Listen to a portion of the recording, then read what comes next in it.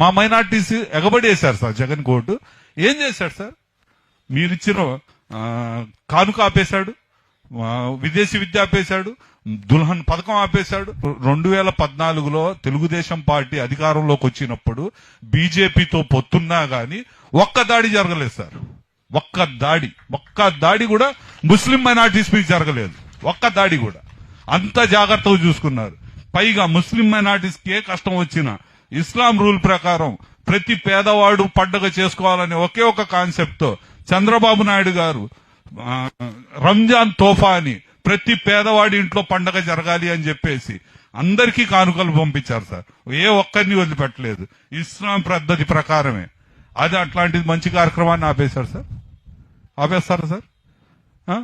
అక్కడ మిస్బా గారిని చంపేస్తారు సార్. కర్నూలులో బలవంతం పన్నాలి సార్.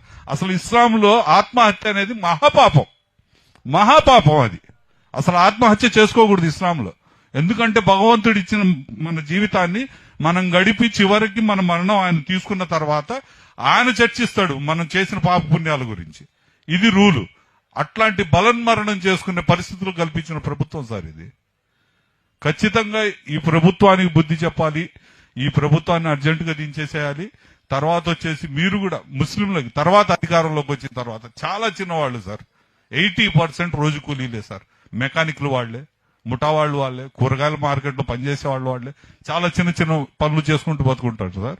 వాళ్ళకి మీరు నేను వింటూనే ఉంటాను సార్. మీ స్పీచ్ ప్రతి స్పీచ్ వింటాను. మీ స్పీచ్ లో ఒక మాట నాకు బాగా నచ్చింది సార్. ఈసారి మన ప్రభుత్వం వస్తే ఖచ్చితంగా ఇస్లామిక్ బ్యాంక్ పెడతామన్నారు. 100% అది చేయండి సార్. ఇస్లాం బ్యాంక్ పెట్టి వడ్డీ లేని రుణాలు ఇచ్చి వాళ్ళ ఆర్థిక అభివృద్ధి సహాయపడండి సార్. ఎంత దరిద్రం అంటే సార్, ప్రతి మనిషి ప్రభుత్వం మీదనే ఆధారపడి బతకాల. అతను సొంతగా బతకడానికి లేదు. అతను సొంతగా తన కాళ్ల మీద బతికితే అతను ఎదిరిస్తాడని చెప్పేసి కేవలం ప్రతి మనిషి ప్రభుత్వం మీద ఆధారపడి బతకాల. వాళ్ళు వేసే ఎంగిలి మతుకుల మీద ఆధారపడి బతకాలన్నట్టే ఉంది సార్.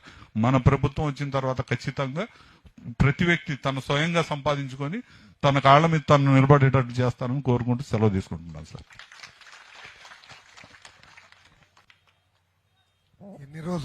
ఎన్ని రోజులు మిమ్మల్ని ఇబ్బంది పెట్టారు? 21 రోజు సార్. ఆ రోజు తీసుకెళ్లిన రోజు మాత్రం కస్టోడియల్ టార్చర్ చేశారు sir. SI Sitaram Anjaneyulu sir.